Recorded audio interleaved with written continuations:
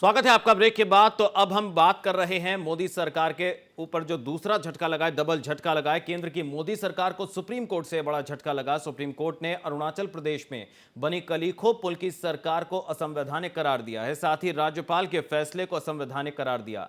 Court ने राज्य में 15 दिसंबर 2015 से पहले की स्थिति बहाल करने का आदेश दिया है। साफ है कि कोर्ट के आदेश के बाद राज्य में कांग्रेस की सरकार फिर से बहाल होने का रास्ता साफ हो गया है। देखिए रिपोर्ट।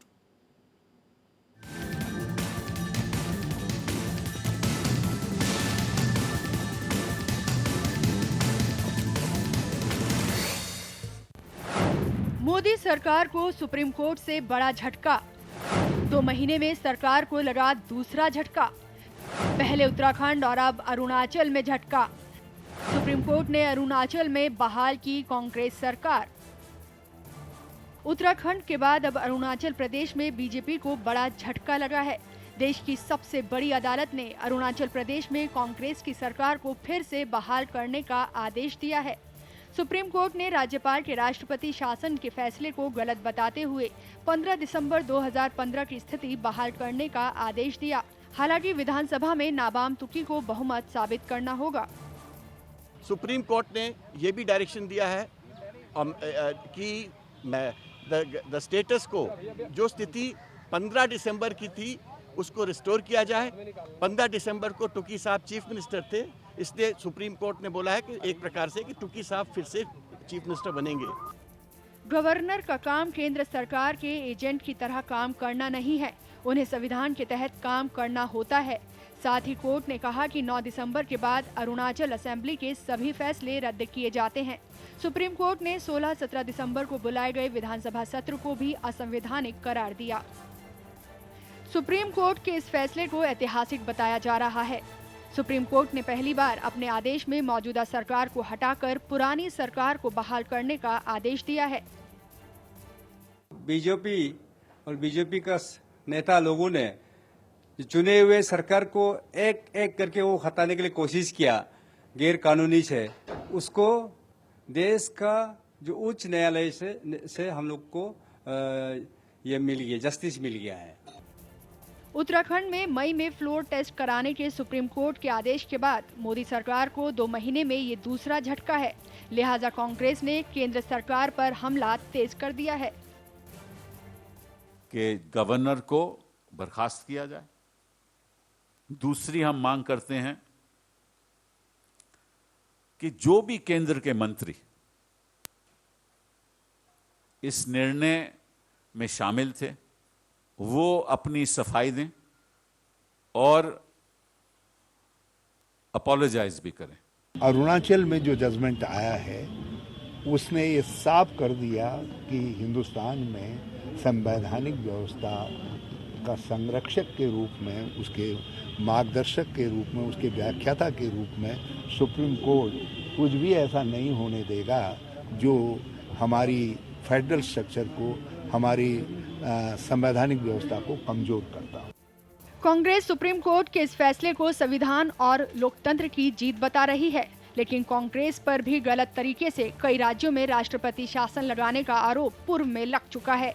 देश में 1991 से अब तक 111 बार राष्ट्रपति शासन लग चुका है। इनमें से कांग्रेस और कांग्रेस समर्थित सरकारों ने 91 बार राष्ट्रपति शासन लगाया। लिहाजा इस मुद्दे पर संसद के मानसून सत्र में भी घमासान बढ़ने के आसार बढ़ गए हैं। Bureau report, national voice.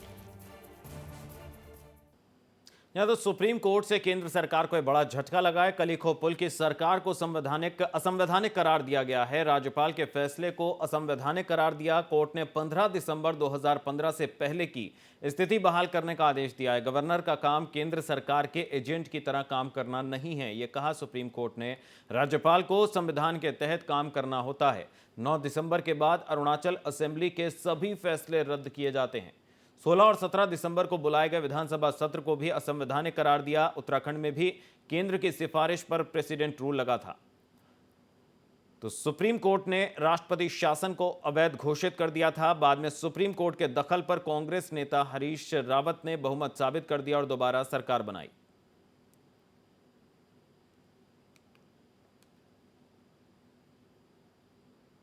तो अरुणाचल में पिछले साल दिसंबर से राजनीतिक उठापटक चल रही है। दिसंबर में कांग्रेस सरकार 42 में से 21 विधायक बागी हो गए थे। कांग्रेस के बागियों को बीजेपी का साथ मिल गया। बागियों में नबाम तुकी सरकार के खिलाफ अविश्वास प्रस्ताव पेश किया। नो कॉन्फिडेंस मोशन में तुकी की हार हुई और केंद्र की सिफारिश पर अरुणाचल प्रदेश में प्रेसिडेंट रूल लागू किया गया। कांग्रेस ने इसके खिलाफ कोर्ट में अपील की। राष्ट्रपति शासन के 1 महीने के भीतर बागियों ने सरकार बनाई। तो कांग्रेस के बागियों ने बीजेपी की मदद से सरकार बनाई। कांग्रेस के बागी कोलिखो पुल को सीएम बनाया गया। अरुणाचल असेंबली में कुल 60 सीटें हैं। 2014 में इलेक्शन में कांग्रेस को 42 सीटें मिली थीं और बगावत के बाद तुकी के पास सिर्फ 26 एमएलए का समर्थन था। इस समय राज्य में कोलिखो पुल सरकार के साथ समर्थन में है और कांग्रेस के 19 बागी, बीजेपी के 11 और निर्दलीय 2 एमएलए का समर्थन है।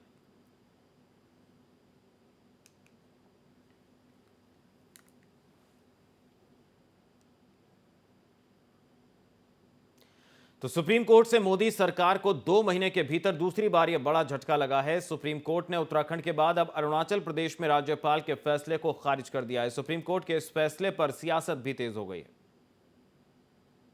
ये नरेंद्र मोदी सरकार, खास तौर से आदरणीय मोदी जी को भी एक करारा जवाब है, जिन्होंने चुनी हुई सरकारों को गिराने का एक कुत्सित षड्यंत्र किया, जिन्होंने आयाराम गयाराम की एक नई व्याख्या हमारी देश की राजनीति में की और जिन्होंने चाहा कि मनमाने ढंग से वो जब चाहें वो विपक्ष की चुनी हुई सरकारों को षड्यंत्र करके गिरा देंगे।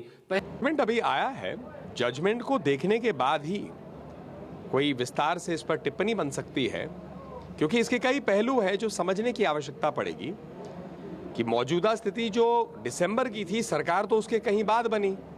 जिन एमएलएस को डिस्क्वालीफाई किया गया उनके बारे में भी तो देखना पड़ेगा कि क्या स्थिति है, जजमेंट क्या कह रही है। 2 बार सुप्रीम कोर्ट को से इतना जबरदस्त तमाचा लगा है मोदी सरकार को, पहले उत्तराखंड में और अब अरुणाचल प्रदेश में। मुझे लगता है कि वो इससे सबक लेंगे मोदी जी और देश में जनतंत्र को, संविधान को इज्जत करेंगे, जनता द्वारा चुनी हुई सरकारों की इज्जत करेंगे और दिल्ली में भी अब सरकार को चलने देंगे।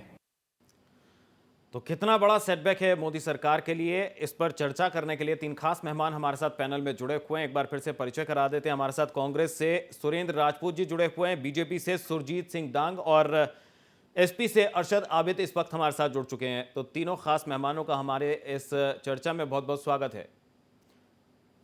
तो सबसे पहले सुरजीत सिंह जी, आपसे जानना चाहेंगे कितना बड़ा सेटबैक है ये, क्योंकि आरोप बड़ा लग रहा है यहां पर कांग्रेस मुक्त अभियान में क्या मर्यादा भूल गई सरकार? देखिए, ये कोई सेटबैक नहीं है, न्याय की अपनी एक प्रक्रिया है जी। और उस समय 21 लोगों को जो कांग्रेस छोड़ करके अरुणाचल में आए थे, वो स्वयं आए थे, उनको कोई बुलाने नहीं गया था कि आप कांग्रेस छोड़ दीजिए, किसी ने बहकाया नहीं था। वो बच्चे नहीं थे, उन्होंने अपनी पार्टी से जो सरकार चल रही थी उससे वो स्वयं बाहर निकल करके आए थे। और जब वो स्वयं बाहर निकल के आते हैं, इसका मतलब कि वहां के कांग्रेस के विधायक, उनका मोह भंग अब कांग्रेस से हो चुका है और ये मोह भंग के कारण आए। और उस परिस्थिति में जो संवैधानिक स्थिति बनी थी, उस परिस्थिति में जो निर्णय लिया गया वो ठीक था। आज कोर्ट ने उसका जब मंथन किया है और हम कोर्ट के दिए हुए हर निर्णय का पूरा सम्मान करते हैं। सेटबैक की बात आप करते हैं, आप ये बताइए कि कांग्रेस ने इतने लंबे समय तक केंद्र में शासन किया और 100 से ज्यादा बार उन्होंने राष्ट्रपति शासन लगाए, प्रदेश की विपक्ष की जो सरकारें थी उनको भंग किया। हम तो कोर्ट का सम्मान करते हैं, मगर 1974 में क्या हुआ था? श्रीमती इंदिरा गांधी के खिलाफ इलाहाबाद हाई कोर्ट में एक निर्णय आता है और उस निर्णय के जवाब में, उस निर्णय को स्वीकार करने के बजाय देश में इमरजेंसी लगा दी जाती। यानी कोर्ट की भी कोई वैल्यू नहीं, कोर्ट की हिम्मत नहीं थी कि एक स्टेप उठा सके। एक व्यक्ति की तानाशाही खड़ी कर दी आपने। हम तो कोर्ट का सम्मान करते हैं। मुझे खूब स्मरण है कि जब ये विवादित ढांचा अयोध्या का था, इस विवादित ढांचे का ये जब ढहा तो कल्याण सिंह जी ने सुप्रीम कोर्ट में स्वीकार किया कि हाँ, मैं इसको स्वीकार करता हूं। और घटना थी उत्तर प्रदेश की, बाकी की 3 सरकारें आपने क्यों भंग कर दी थी? कम से कम कांग्रेस के लोग ये कहने लायक नहीं है कि उन्होंने संविधान की हत्या जगह जगह जगह जगह नहीं की है, बार बार संविधान की हत्या की है सत्ता के लालच में। चलिए जी जी और विपक्ष को उन्होंने नकारा बनाने के लिए क्यों किसी प्रकार से शक्तिशाली न हो, और यही देखते हुए आज जो कांग्रेस की दुर्दशा है इसीलिए है। जी सुरजीत जी, शायद सुरेंद्र जी आपकी बात से सहमत नहीं है, उनकी मीठी मीठी मुस्कान जो है इशारा कर रही है कि वो कुछ कहना चाहते हैं। सुरेंद्र जी, अरुणाचल की घटना या उत्तराखंड की अगर घटना का जिक्र करें, क्या ये लोकतंत्र के साथ खिलवाड़ नहीं है? देखिए लवी, इंपॉर्टेंट क्वेश्चंस आपने किए हैं। सरजीत सिंह डंग साहब ने भी बड़े महत्वपूर्ण प्रश्न उठाए, क्योंकि जब सरजीत सिंह डंग साहब के पास अरुणाचल को और उत्तरांचल को बचाने के लिए कोई तर्क नहीं रहा तो वो इतिहास में चले गए। और थोड़ी देर अगर और कोई एक आधा प्रश्न और हो जाता है इनसे तो ये मंगल ग्रह पे चले जाते, अर्जेंटीना की बात करने लगते और कहीं जाकर के बात करने लगे कि अमेरिका में कौन राष्ट्रपति हो रहा है। सच्चाई को तो सच्चाई ये है कि आज की डेट में आप इतिहास की आदमी तब बात करता है जब उसके पास वर्तमान में कुछ नहीं रहता। भाई एक चीज मानिए, अगर हमारी हालत ये उन फैसलों की वजह से हुई है तो आपकी हालत क्या होगी इन फैसलों की वजह से? कम से कम इनके इसका भी तो ध्यान रख लिया होता, हम ही से सबक ले लिया होता आपने, इस वर्तमान सरकार ने, कि ये 2 सालों में आप लोकतंत्र को मजबूत करने की जगह लोकतंत्र की जड़ों पर मट्ठा क्यों डाल रहे हैं? आप लोग ये क्यों कह रहे हैं कि आप ही लोगों की मदद से हम लोगों ने एक दल बदल विरोधी कानून बनाया था जिसमें यह कहा गया था कि 2/3 से जब तक विधायक ज्यादा नहीं होंगे तब तक टूट नहीं मानी जाएगी, विधायक अपने आप अयोग्य हो जाएंगे। सरजीत सिंह डंग साहब स्वयं उसके गवाह हैं। भारतीय लोकतांत्रिक परंपराओं के और भारतीय लोकतांत्रिक कानून के आप गवाह हैं। आप तो कई बार मिनिस्टर रहे और कई बार एमएलए रहे। आप जैसे आदमी से इतना हल्का तर्क उम्मीद नहीं की जा सकती कि एक जगह पर 9 विधायक टूटते हैं और दूसरी जगह पर 42 में से 19 विधायक टूटते हैं और आप कहते हैं कि नहीं साहब वो तो टूट पूरी हो गई। ऐसा कम से कम तकनीकी रूप 2/3 तो तब भी नहीं हुए, हमने आपकी मान लेता हूं, तो अगर 2/3 तो तब भी नहीं हुए ना डंग साहब, आप जैसे शख्स से तो इस तरीके के तर्कों की उम्मीद नहीं की जा सकती, क्योंकि मेरी तो हिम्मत नहीं है आपके सामने ये कहने की कि ये कुतर्क है। आखिर ये बात क्यों है? क्यों उनका मोह भंग हुआ कांग्रेस से? उसमें भी आ रहा हूं, एक बार मेरी बात सुन लेने दीजिए। एक बार मैंने आपकी बात शांति से सुनी है। दूसरी बात मैं आपसे बताऊं, पड़ोसी के घर में आग लगी है तो उस वक्त पड़ोसी का जल्दी से अपनी बात पूरी करें, मुझे अरशद आबिद जी का भी रिएक्शन लेना है। डालना होता है। जी जी जी मैं एक मिनट में अपनी बात समाप्त कर रहा हूं। जी। लोकतंत्र को की जड़ों में मट्ठा डालने का और हिटलर शाही करने का जो काम और जो कुत्सित प्रयास भारतीय जनता पार्टी श्री नरेंद्र मोदी जी के नेतृत्व में कर रही है, इसका सुप्रीम कोर्ट ने आज पूरा जवाब दिया है और सुप्रीम कोर्ट के उस फैसले को कांग्रेस करबद्ध होकर के स्वीकार करती है और देश की सारी लोकतांत्रिक व्यवस्थाओं को मजबूत करने के लिए आगे भी जो लड़ाई वर्तमान सरकार से लड़नी होगी, कांग्रेस वो लड़ाई भी लड़ेगी। लेकिन आज की डेट में सुप्रीम कोर्ट ने इतना बड़ा तमाचा मारा है मोदी सरकार को, कम से कम मोदी जी अब सुधर जाएं और जो लोग इसमें शामिल थे सब लोग इसमें इस्तीफा दें और राज्यपाल को तुरंत रिकॉल करें।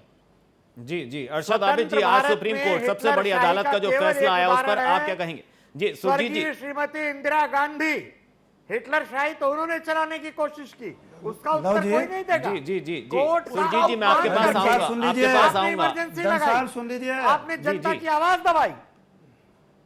डंसाल सुन लीजिए जी, बोलिए आबिद जी। कांग्रेस और भाजपा देश के बड़े राजनीतिक दल हैं और ये सच है कि देश की आज़ादी के बाद ज़्यादा समय तक देश और प्रदेशों की सत्ता में कांग्रेस पार्टी रही और कांग्रेस लगभग हमारे देश में अब तक 111-12 बार राष्ट्रीय शासन लगाया गया और उस 111 में से 91 बार कांग्रेस ने राष्ट्रीय शासन लगाया। 1995 में जब मुलायम सिंह यादव जी मुख्यमंत्री थे तो मोतीलाल वोरा जी उत्तर प्रदेश के राज्यपाल थे, गवर्नर थे, तो मुलायम सिंह जी ने समय मांगा था बहुमत सिद्ध करने के लिए, लेकिन हमारी सरकार भी कांग्रेस ने के गवर्नर साहब ने मोतीलाल वोरा जी ने बर्खास्त कर दी थी। तो ये दोनों पार्टियां कांग्रेस और भाजपा एक दूसरे की सरकारें बर्खास्त करती रहती हैं और जो मजबूती के साथ क्षेत्रीय दल उभर रहे हैं, जैसे समाजवादी पार्टी में बहुत बड़ी ताकत है तो हमारी सरकार भी इन लोगों ने बर्खास्त की।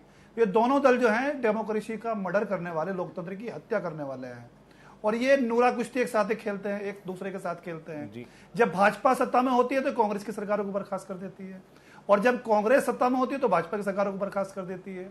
और तो और छोड़िए कि उन्होंने समाजवादी पार्टी की सरकार भी 1995 में बर्खास्त की, और लालू प्रसाद यादव जी की सरकार भी, जो आरजेडी की सरकार थी बिहार में, वो भी बीजेपी की सरकार ने बर्खास्त की थी। तो ये दोनों दल एक दूसरे के पूरक हैं, लेकिन फिर भी देश में सांप्रदायिक ताकतें सिर्फ ना उठाएं और देश में अमन सुकून चैन रहे, हर आदमी को सम्मान मिले, विकास का मौका मिले, विकास हो। इन सब बातों को देखते हुए समाजवादी पार्टी ने हमेशा कांग्रेस को सेंटर में समर्थन दिया है। यूपीए फर्स्ट और यूपीए सेकंड दोनों सरकारों को समाजवादी पार्टी ने सिर्फ इसलिए समर्थन दिया और सरकार से बाहर रहकर समर्थन दिया, सरकार में शामिल नहीं रही कि सांप्रदायिक ताकतें अपना सिर न उठा सकें।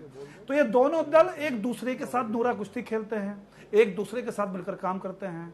लेकिन जहां तक आज फैसला आने की बात है सुप्रीम कोर्ट के, तो सुप्रीम कोर्ट देश का सबसे बड़ा सर्वोच्च न्यायालय है और समाजवादी पार्टी हमेशा सर्वोच्च न्यायालय, उच्चतम न्यायालय सबका सम्मान करती है, जो जिला न्यायालय होते हैं उनका भी सम्मान करती है। ये बात सच है कि भाजपा ने अपनी रंजिश निकालने के लिए, कांग्रेस की को भारत मुक्त बनाने के लिए, कि कांग्रेस की सरकारें खत्म हो जाएं, ये गंदा खेल हरीश रावत जी की सरकार को उत्तराखंड में बर्खास्त करके किया। 28 तारीख में मोहम्मद सिद्ध होना था, 27 तारीख में सरकार बर्खास्त कर दी, और यही काम इन्होंने अरुणाचल प्रदेश में किया। अरुणाचल प्रदेश छोटा स्टेट है, 60 सदस्य विधानसभा है, आम चुनाव में कांग्रेस के 42 एमएलए आए, उन 42 में से 19 को बीजेपी ने तोड़े, 11 उसके थे, 2 इंडिपेंडेंट लेके, और उन्होंने जो है पुल साहब को चीफ मिनिस्टर बना दिया, और नवाब तुर्की साहब जो थे, नवाब तुर्की साहब, उनको जो बर्खास्त कर दिया।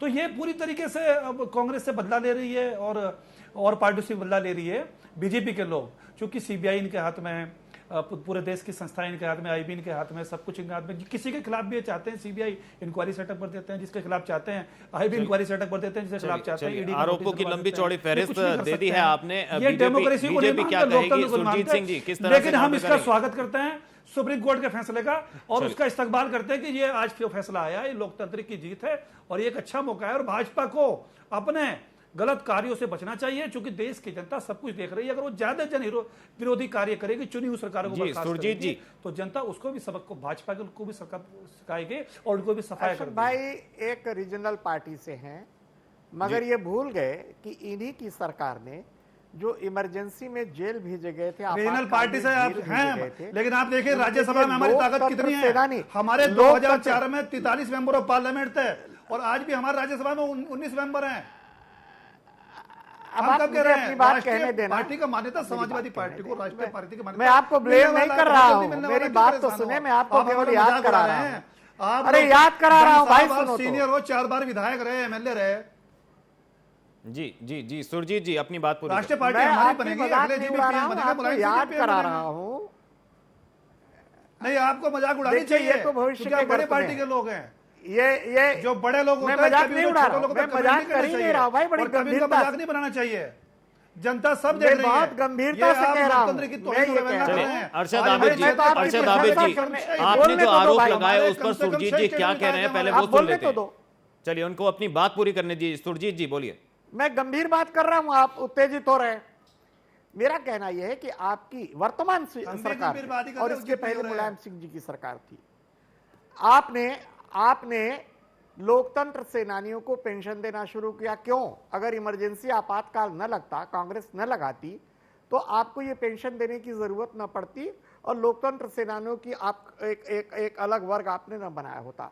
आप भी उसी आपातकाल के सताए हुए लोगों में से हैं, आप इससे इनकार नहीं कर सकते। और वो आपातकाल लगा था न्यायालय के निर्णय की अवमानना करके, निर्णय को नष्ट करके वो आपातकाल लगा था।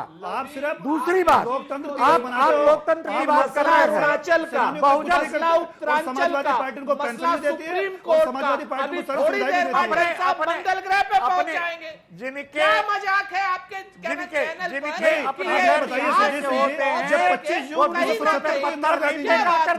हत्या करते हुए बहुजन समाज पार्टी तो उसकी निंदा की मुलायम सिंह यादव मिलकर सरकार बनाए थे। लेकिन आपने क्या किया? मुझे याद है, लोकतंत्र रक्षक सेनानी की याद में सिर्फ एक दिवस बनाया, बाल पकड़ करके खींच करके सरकार कम से कम 12 राज्यों में समाज पार्टी के विधायकों को जीत लोकतंत्र रक्षक सेनानी को पेंशन दिए, और शायद समाजवादी पार्टी की सरकार ने जब उत्तर प्रदेश में मायावती जी तो जो उत्तर प्रदेश में रहते हैं लोकतंत्र रक्षक सेनानी, सुरजीत जी आप क्या बात कर रहे हैं? आप चलिए आप लोकतंत्र के कहां से पक्षधर हो गए? बहुजन समाज पार्टी के नेता आज जिंदा हैं तो इसलिए जिंदा हैं कि हम वहां उनको समाजवादी पार्टी के लोगों से छुड़ा करके जिंदा लाए थे गिरफ्तार से। वो भी इस बात को जानती है। ये सारा षड्यंत्र जो आपने रचा था बहन जी के खिलाफ, कोई नहीं खड़ा हुआ था मायावती जी के खिलाफ, ये आपने रचा था। आपकी जो संसद थी राज्यसभा की, भारतीय समाज उन्होंने रचा था। केवल भारतीय जनता पार्टी रही थी, वहां ऐसा हुआ ही नहीं। उन्होंने उसके बाद बयान कर रहे किया, हैं क्योंकि आपको सपा और बसपा का गठबंधन तोड़ना था, सम्मान बचाने गए, आप तोड़ने में कामयाब हो गए। हम उनका सम्मान क्योंकि आप साजिश करता हो भाजपा के, आप लोग और आप उनका अपमान करने पर, उनकी हत्या करने पर साजिश रचते हैं, देश को तोड़ने की, देश को बांटने की। और सुरेंद्र राजपूत जी, मायावती को मारने की साजिश हमने रची थी, हमारी सरकार। सुरेंद्र राजपूत जी, मेरा सवाल आपसे, क्या केंद्र सरकार के इशारे पर ये हुआ सरकार गिराई गई, चाहे बात उत्तराखंड की और अरुणाचल की हो? आपके दिमाग की वजह आपकी पार्टी के उपज है। मैंने प्रारंभ में कहा कि हम अगर ये कोई मेरे साजिश दोनों रची गई, विद्वान मित्र मुझे आपने बोलने सोचा देंगे था। तब मैं आपको जवाब दे पाऊंगा। जी जी, आबिद जी, अरशद आबिद जी, सुरेंद्र जी को अपनी बात पूरी कर लेने दीजिए। सुरजीत जी, मैं आपके पास भी आऊंगा। लोकतंत्र की तरह चलेगा। जी, सुरेंद्र जी अपनी बात पूरी रखें। सरजीत जी देखिए, आप जिम्मेदार इंसान हो, पढ़े लिखे इंसान हो, दो बातें बड़ी इंपॉर्टेंट है लवी यहाँ पर। जी, यहाँ पर जो सबसे बड़ी बात है कि सरजीत सिंह डंग साहब की जो पार्टी है, जो इस समय केंद्र में सरकार में है, उसको मुंह की खानी पड़ी। क्यों? क्योंकि उन लोगों ने संविधान प्रदत्त कोई काम नहीं किया, चाहे उत्तरांचल में हो और चाहे अरुणाचल में हो। आपके सामने है कि पड़ोसी के घर में आग लगी और पड़ोसी की आग को बुझाने की जगह इन्होंने पेट्रोल डाला है। ये अपने आप में सच है, हम मानते हैं हमारे यहाँ कुछ मतभेद थे,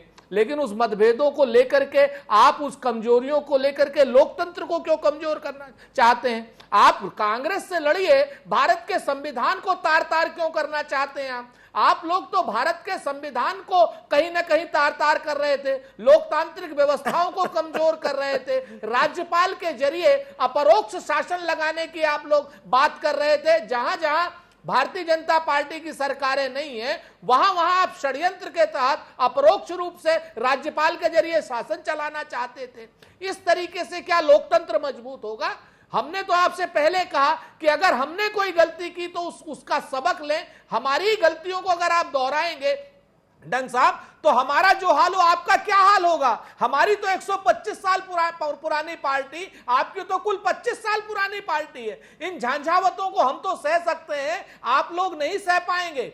लोकतंत्र में जिस प्रकार से आज की डेट में संवादहीनता श्री नरेंद्र मोदी जी ने कर दी है, उस संवादहीनता को तोड़िए आप लोग। आप विद्वान प्रवक्ता हैं, आपको आगे बढ़कर के बोलना पड़ेगा कि ये लोकतांत्रिक ताकतों को जो कमजोर करने का षड्यंत्र केंद्र सरकार में बैठे हुए कुछ साबरमती के चंट कर रहे हैं, उनके खिलाफ आप ही लोगों को आवाज उठानी पड़ेगी। हम लोग तो सड़क पे भी लड़ेंगे और संसद में भी लड़ेंगे और न्यायपालिका में भी उसके खिलाफ लड़ेंगे। लेकिन जिस प्रकार का कुत्सित प्रयास भारतीय जनता पार्टी के ये जो साबरमती के चंट हैं, ये केंद्र में बैठ करके कर रहे हैं और पूरे देश को अस्थिर करने का और राज्य सरकारों को अस्थिर करने का जो कुत्सित प्रयास कर रहे हैं, इस पर रोक जो है आप जैसे जिम्मेवार नागरिकों को भी लगानी पड़ेगी। क्योंकि आप आज की डेट में भारतीय जनता पार्टी के दल के सदस्य हैं, तो यहां पर जिम्मेवारी खाली लोकतंत्र को बचाने की किसी एक दल की नहीं है, लेकिन सुप्रीम कोर्ट के आदेश का सभी सम्मान कर रहे हैं और इसको कांग्रेस अपनी जीत मान रही है। लेकिन अगर ऐसा होता है भविष्य में कि नबन तुकी को अपना बहुमत साबित करना होता है, उस स्थिति में कांग्रेस क्या करेगी? क्या अपना बहुमत साबित कर पाएंगे?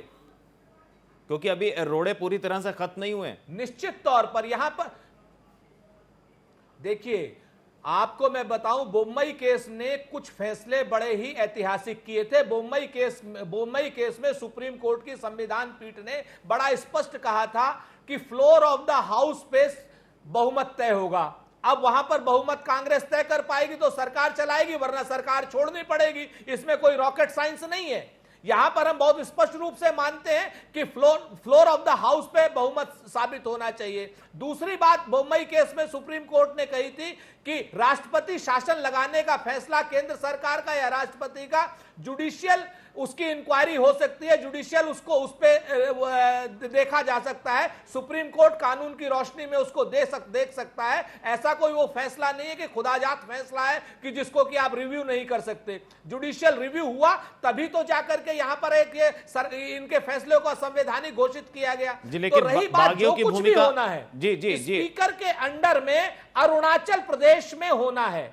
और वो सारे के सारे बागी चूंकि 2/3 बहुमत का आंकड़ा नहीं छू सके हैं तो वो अयोग्य हैं ऑलरेडी, और उनकी भी पिटीशन सुप्रीम कोर्ट में पेंडिंग है। सुप्रीम कोर्ट उस पर भी निर्णय दे देगा, जिस तरीके से उत्तरांचल में सुप्रीम कोर्ट ने निर्णय दिया कि ये जो 9 विधायक हैं इनको अयोग्य घोषित किया है सुप्रीम कोर्ट ने, और सुप्रीम कोर्ट ने अयोग्य घोषित करने के बाद श्री हरीश रावत जी की सरकार को पुनर्पदस्थापित किया। और उसी प्रकार से अरुणाचल में भी हम लोगों को पूरा बहुमत है, पूरी विश्वास है कि बहुमत हमारे साथ रहेगा। ये हमारा पूरा विश्वास है। भारत के लोकतंत्र में और भारत के संविधान में कांग्रेस पूरी आस्था रखती है।